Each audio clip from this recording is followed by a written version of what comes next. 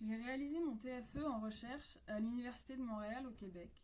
J'ai travaillé plus précisément à la faculté de l'aménagement sur le thème des nouvelles rivières urbaines. Je vais vous expliquer ce que c'est que les nouvelles rivières urbaines et comment est né le concept, puisqu'il a été développé par ma tutrice de stage, Valérie Mao, dans le cadre de sa thèse réalisée à l'Université catholique de Louvain, en Belgique, en 2009.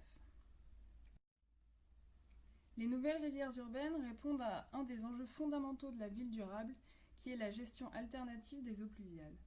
On parle de gestion alternative par opposition à la gestion traditionnelle des eaux, qui est dominante dans la majorité des villes occidentales, qui consiste en un réseau unitaire, c'est-à-dire un réseau qui mélange les eaux usées et les eaux pluviales.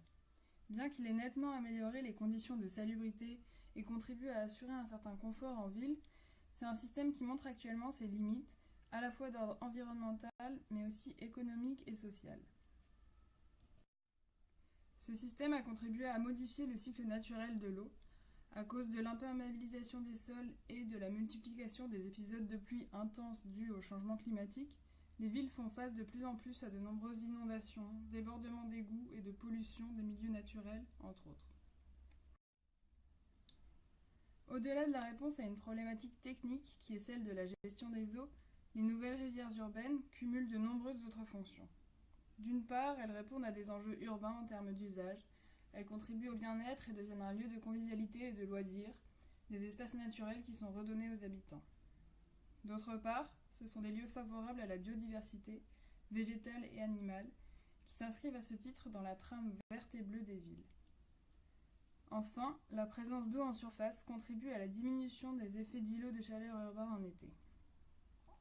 Il s'agit donc de restaurer un réseau d'eau de surface pour créer un véritable maillage bleu à l'échelle des quartiers, voire même de la ville. Pourquoi est-ce qu'on parle de nouvelles rivières urbaines ?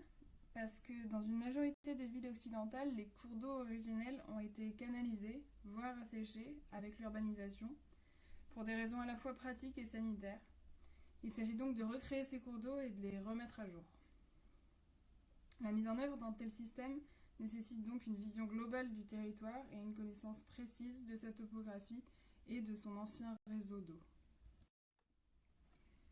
La ville de Montréal, comme la majorité des villes occidentales, est exposée aux risques et aux problématiques que j'ai déjà évoquées à cause de l'urbanisation et du système de gestion des eaux qui est en majorité unitaire. Ce phénomène est accentué par le climat, puisqu'au printemps, la fonte des neiges augmente significativement la quantité des eaux de ruissellement et donne lieu régulièrement à des inondations.